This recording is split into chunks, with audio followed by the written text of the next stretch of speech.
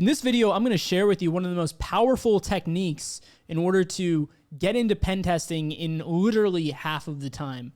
Now, I've had a lot of breakthroughs in this space over the past few years, but certainly I would have to point this one of the best breakthroughs that I've ever had. And it's the concept that nobody succeeds alone. And I know that a lot of people that when they come into pen testing or even programming, these other disciplines, there's this notion that I see very commonly in that it's almost like a mindset of, if I can't do this without any assistance whatsoever, completely on my own, then I don't understand it. Let me just give you an example, right? From a programmer's perspective, right? Think about how many libraries we rely on. If we are creating a tool in Python, right, we're going to import certain libraries. For example, if I'm doing web scraping, I'm going to import something like Beautiful Soup. And all these libraries and modules, what is that other than code that someone else has written? You are depending on that code in order to most efficiently get the job done. Could you code all of that library stuff from scratch? Well, I mean, yeah, you certainly could, but you wouldn't make much progress, certainly not very fast. And so, I mean, even if you're going to do all that by yourself, right? Well, okay, the rabbit hole does go deeper, right? Well, someone created the Python programming language, and using another programming language, I believe C or C++ was what was, probably C is what Python was built on top of. Correct me if I'm wrong down in the comment section below. But even if not, what was that and what was C other than being built on top of assembly? And what was assembly other than, this closest machine language outside of binary zeros and ones, right?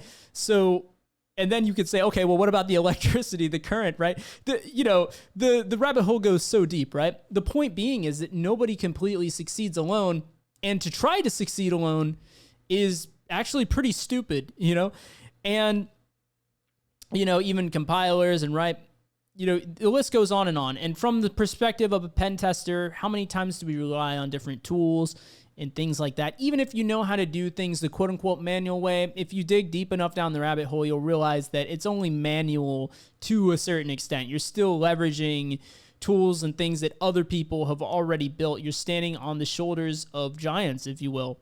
So in the same way, you need a mentor. Absolutely. You need someone that has accomplished the things that you're trying to do. So if you're trying to get into pen testing, you want to find someone that has already gotten into pen testing, someone that has experience in the field. If you're trying to become a programmer, well, find a programmer, someone who does this stuff for a living, who has cracked the code on that, has gotten into the field, because in a similar way, you can stand on their shoulders.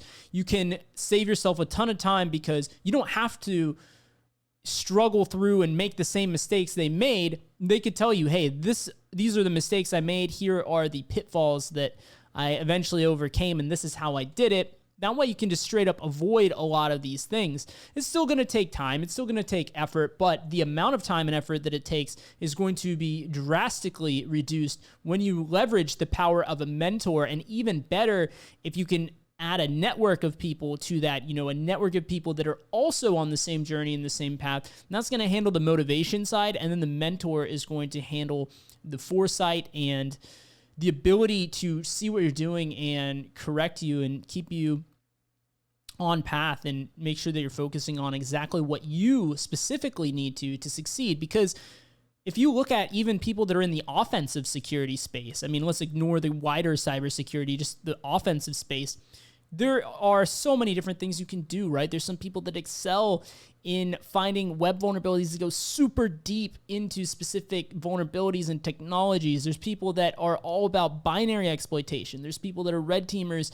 It really, everyone's goals are unique and are different in this space. That's part of what makes it so exciting and so amazing. And there's so much opportunity to, even if your goal is one thing for like a year, you could then pivot to another thing, and it always keeps it fresh. It keeps it exciting. But what that means is that even though I try my best on this channel to give you guys solid default paths that can help as many people as possible, the reality is this: you're an individual, right? You're going to have your own motivations for getting in this space. You're going to have your own unique interests and things that you find most appealing.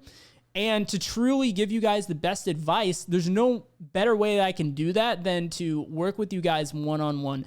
So I want to give you guys an opportunity here for a free 30-minute call. Just click down the link in the description below and let's set up some time together. We can talk about your goals in cybersecurity specifically, and what you can do to get on the path and what you should really be focusing on. Now, of course, I don't have infinite time. I really wish I did. So I'm going to limit this to only the first 10 people that schedule some time with me down in the section below through that link. I'll take the first 10 people, we'll do a free 30-minute call, and hopefully I can really impact you guys in a positive way, set you on the right path, and yeah, I'll look forward to speaking with you guys, and I'll see you in those technical videos that I have on the screen for you right now. Thanks for watching.